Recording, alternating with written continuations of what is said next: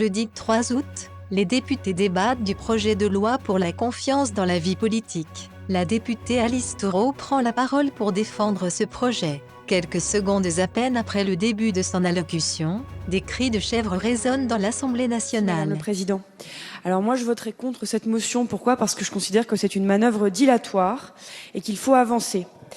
La loi, je le sais, cette loi, je le sais, vous le savez, nous le savons tous ici, elle a été discutée de très nombreuses heures en commission et dans l'hémicycle. Je crois même avoir lu dans la presse que nombre d'entre vous ici se plaignaient du nombre d'heures de débat et disaient qu'ils étaient fatigués, épuisés, et qu'il fallait justement que cette session se termine. Séance de nuit à l'Assemblée. Les députés débattent de la réforme des retraites.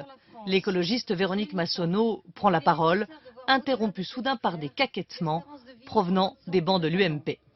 Oh, ça suffit, là. Mais qui c'est qui s'est fait Écoutez, ça enfin, franchement, arrêtez, quoi. Je suis pas une poule, hein. C'est bon.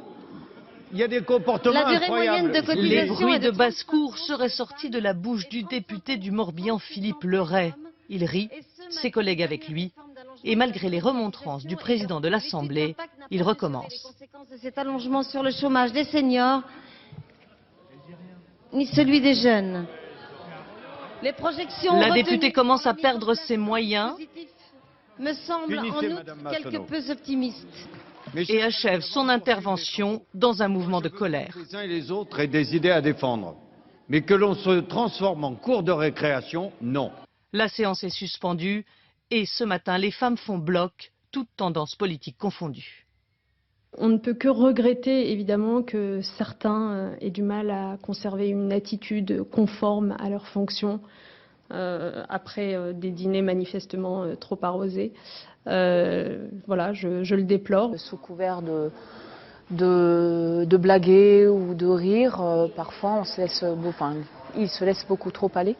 Et je trouve que ce qui est dommage, c'est l'image que ça renvoie de la politique et des hommes politiques.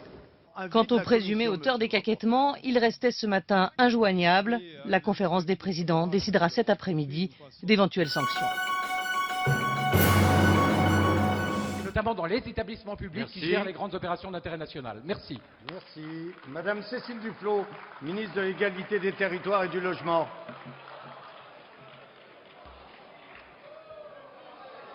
Monsieur le Président, Allez, écoutez.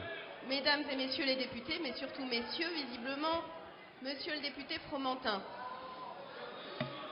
je voudrais vous indiquer que sur ce qui concerne le Grand Paris, qui est un projet qui concerne des millions de franciliens, mais qui concerne surtout ceux et celles, l'État et l'ensemble des collectivités locales qui se sont mis d'accord pour porter ensemble un projet d'avenir sur les transports, mais pas seulement. Et je veux vous rassurer tout à fait, si vous étiez inquiet, ce projet sera poursuivi.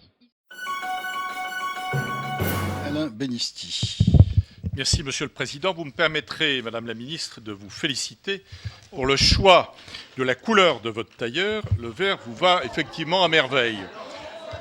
Plus sérieusement, nous vous avions déjà posé la question lors de notre dernière séance en commission et vous nous avez toujours pas donné de réponse, et notamment à nos inquiétudes. Vous avez décidé pour nous, évidemment, à tort, la fermeture de Fessenheim. Merci. Je ne suis pas sûr, chers collègues, qu'il soit pertinent que nous fassions des remarques sur la densité de vos moustaches. Edith Guignon.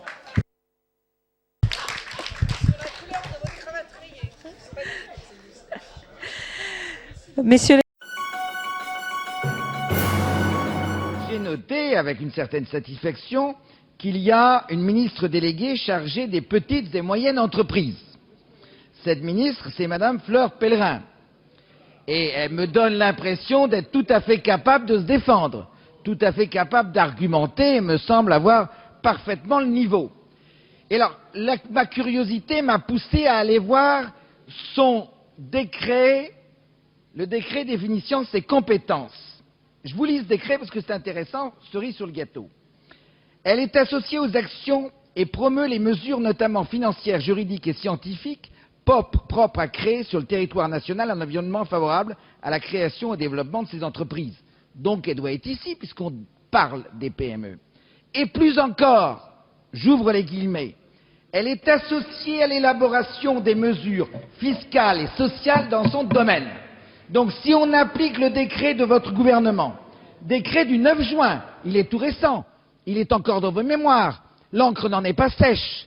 Si on applique ces dispositions dans le décret, les choses sont claires.